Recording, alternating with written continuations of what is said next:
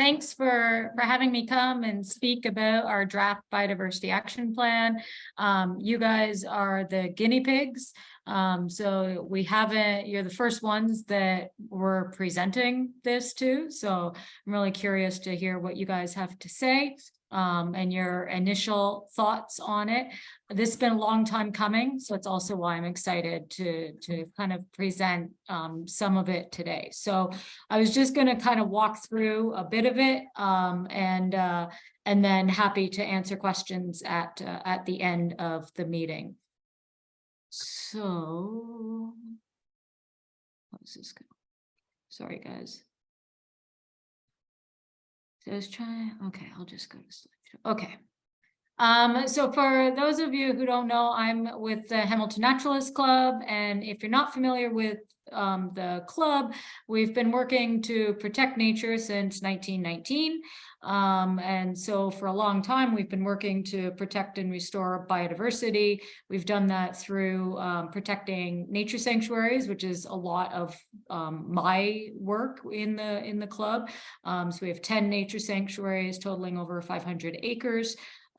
We've gotten the natural areas inventories going that help to identify the environmentally significant areas.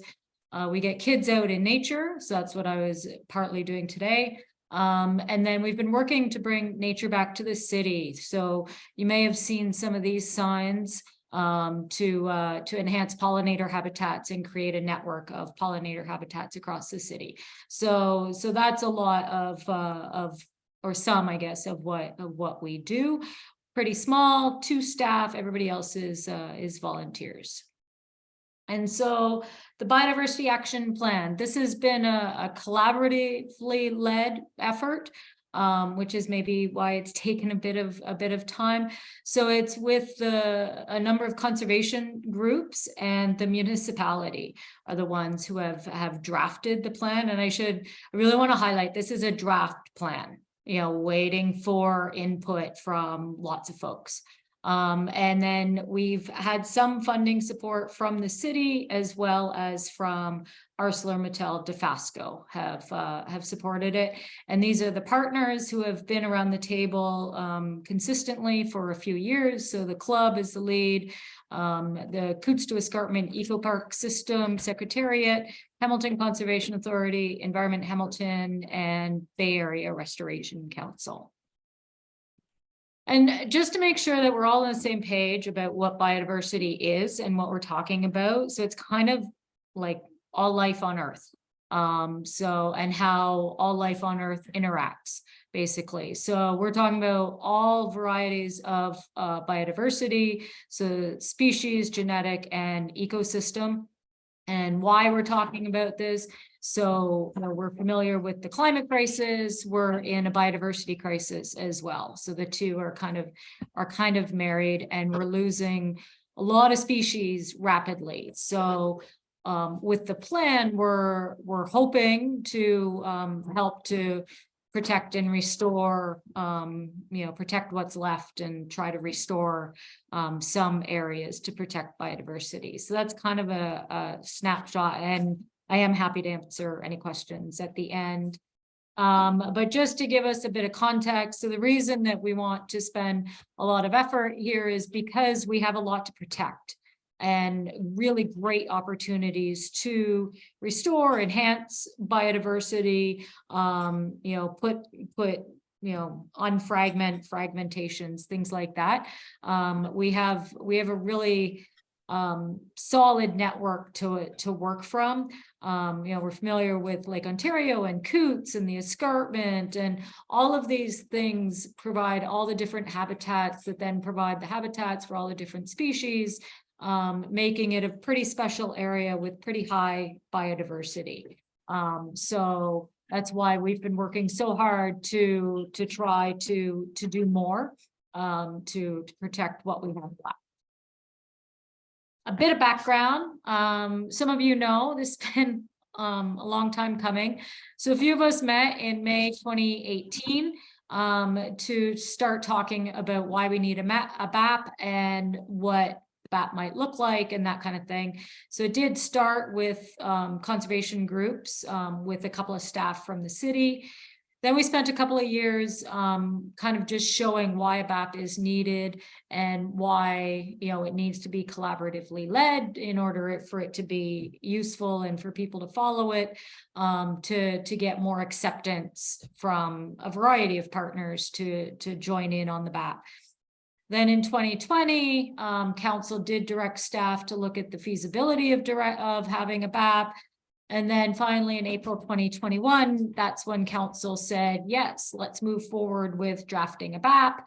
And now we're here. So now all of the partners, so all of our boards and council have approved the draft BAP for public consultation. And that's what we're doing now, and I'll explain a bit more about our time frame and our next steps and stuff like that. But that's a bit of the background to how we got to today. So today is very exciting. So here's the cover of it. It was developed with assistance. So some of that funding we used for a BAP coordinator and a writer to help kind of pull all of our thoughts together, and then staff from our partner agencies and the city. So just a bit of background and context for how the action, so how things developed. Everybody contributed to develop this collaboratively, a strategic plan to coordinate our actions, try to make us efficient, that kind of thing. The actions themselves, so it's a table in the appendix. The actions themselves, each partner drafted actions and submitted actions. So we couldn't put actions on other partners. So just a bit of context for where and how that came from. In the writing of the BAP, so also a bit of context, we tried to make it so that anybody could follow it, because we all have to play a role. And you know, we've all kind of gotten ourselves into this mess, so all of us have to help to see what we can do to make it better. So that's partly why the BAP is trying to be written to be very user friendly. So also a bit of context, if anybody's had a chance, or when you do look through it, that might explain a couple of things about all the pictures and things like that. So we've drafted these vision and goals. So vision, a Hamilton that is resilient to climate change, celebrates nature, and provides a healthy environment for all life. And then we have kind of four goals underneath that: to protect biodiversity, so actually acquiring land, because we all know policies can change, so the best way is to actually own it, but as well as looking to improve policy where possible, to encourage people to get out and explore nature, because it's really hard to care about something that you can't really relate to connect, so to connect all the different partners and more partners around the table, so that all of us are working maybe even a bit more closely together than maybe what some of us do already. And then to restore. There's lots of opportunities to enhance biodiversity around the area. A lot of us are already doing some of this, but there's always more opportunities. So we identified 4 threats. And again, these are draft. People might have comments on other threats that were missing and stuff like that. But our draft threats are invasives as one of the top threats. That's what I end up spending a lot of my time doing, is managing invasives, habitat loss and fragmentation. So, you know, the conversion of lands and then dividing those lands so that species can't move around. Climate change and pollution are kind of the 4 big buckets that we've identified as the threats.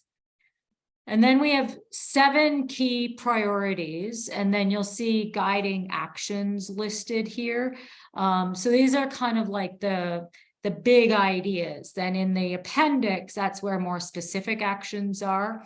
So and these are just kind of in the order that it came up. They're not in order of priority. So I should say that. So a key priority is to have an admin framework, so that basically to have some kind of secretariat type of or coordinator function to keep us all moving forward in the right direction, and to formalize our working group. Because right now it's just those of us who were interested and able to sit around the table. To understand the current baseline state of biodiversity, to help give us a benchmark to see how we're doing. And so things like developing a monitoring framework, data sharing, seeing what we already have, reinvigorating the natural areas inventory, which I'll talk about in a minute. Protect the natural areas and their functions, and look at supporting connectivity. So, hoping that we can improve wildlife corridors and those kinds of things. A big part of it is enhancing public awareness. So there's a ton of actions under this to try to engage as many people as possible into protecting and enhancing biodiversity. And then we have the managing invasives key priority. So with that, it's actually doing the managing invasives, as well as sharing data and educating people about what they can do to manage invasives. And then we have our aquatics, so enhancing our aquatic habitats through things like managing stormwater, restoring degraded water courses, water bodies, and wetlands. So doing green infrastructure, education, just, what kind of things can we do to manage the water where it falls, as well as reducing the contaminants and improving the habitats in our aquatic areas.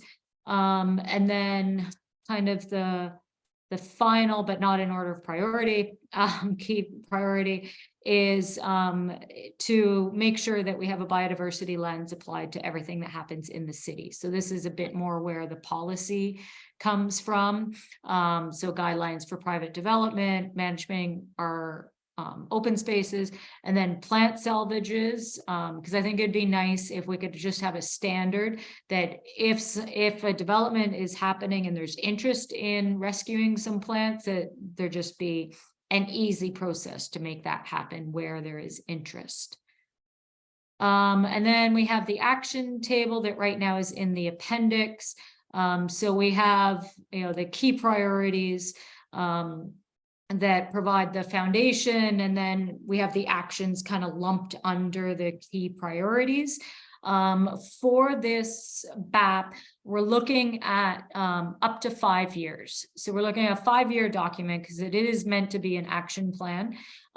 So 5 years, and then might be a very different document after people work with it for 5 years, but that's the idea. So all the actions that partners have submitted, they will be have committed to do within the 5 years. And so then within the actions, we have the clear lead, and our kind of guesstimate at timing within the 5 years of when the actions can get underway and be completed. So that's kind of the draft action table that we have right now. And then, so public consultation is kind of now, because council approved it last week. So all of our boards and councils have approved it. So we're looking into early July for, I guess, a bit more formal consultation, but really consultation will be happening throughout, forever as we implement the BAP. We're all using the Engage Hamilton portal that some of you may have used. So we'll have an online survey on there. Hopefully soon it will be up. We'll be having 2, and I have dates in a minute, but have 2 in-person open houses and a virtual open house. We'll also be at open streets, and then there's the paper survey is going to be at all the municipal buildings. Indigenous consultation, and a meeting was just set up, and I'd have to look. I can have the answer for when we do our questions. And then stakeholders. So we have like kind of our ecology, biology type stakeholders set for next Tuesday. And then the city folks in particular are looking at if there are other stakeholders that that need to be consulted and if they are interested in being consulted. So ecology is kind of underway, so we can hear from those experts on the draft. And then other stakeholder consultation might happen as well. And then the idea for the BAP, so I'm hoping that we will have a final BAP before the end of this year. Basically, that's what I'm hoping, so that we can begin formal implementation. I'm also hoping that some implementation can kind of happen like kind of even before the final BAP is done for things that we already know either need to happen or that we are already kind of have underway. But that's the idea, is final by hopefully the end of 2023. And then as part of the motion that went to council earlier this month, and the council has endorsed signing on to the Montreal Pledge. So this was introduced through COP15 in Montreal in December, already signed by a bunch of cities. And it provides some really good actions that cities can commit to undertaking. And a lot of those actions were actually kind of captured in the BAP, so that was good to see. But kind of the categories of actions are the reducing threats to biodiversity, sharing the benefits, so that communications, and then looking at solutions and governance. So it's a voluntary thing, but I'm hoping that, so the city is committed to that, but we're also all partners in the BAP, so we'll be able to hold each other accountable for the actions that we've committed to. But I think it's a great sign of the commitment that the city has made in terms of just being at the table for a few years, having this draft BAP going around for consultation, and then signing on to the, making the pledge, the Montreal Pledge. And then kind of a question that we're asking folks, something that a counselor put forward at when this was put forward in early May, is if we want to use the global biodiversity framework as kind of broad targets within the BAP. So this is a question that we're asking people. The broad global biodiversity framework has 23 targets that are kind of meant for, like for countries to adopt, and that we kind of have met the intent of that, or we think we've met the intent of that in the BAP. But this is kind of where, we want to protect 30% of the lands and waters by 2030. We're nowhere near that right now, so that'll be interesting, as well as looking at restoration and then reducing the loss of our biodiversity areas. So something, if we want to do it now or at the questions at the end, if these kind of targets make sense as the general BAP targets, so something maybe to keep in mind.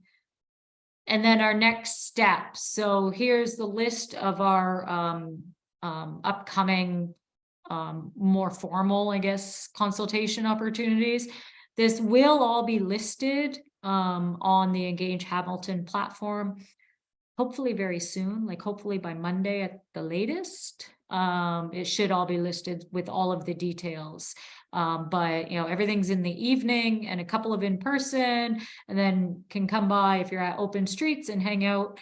And then the big thing is submit the survey. So, have a look at the BAP, and with the survey that will also be on the Engage Hamilton platform. With the survey, you don't have to complete everything. Just if they're, that you can cherry pick the things that you're really interested in and that resonate more with you.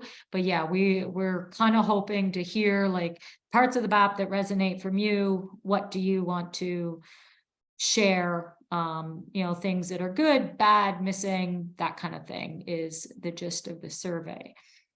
So that's kind of what I wanted to share to start. And yeah, I guess I think we're doing questions in a bit, but that was what I wanted to share. Thank you very much.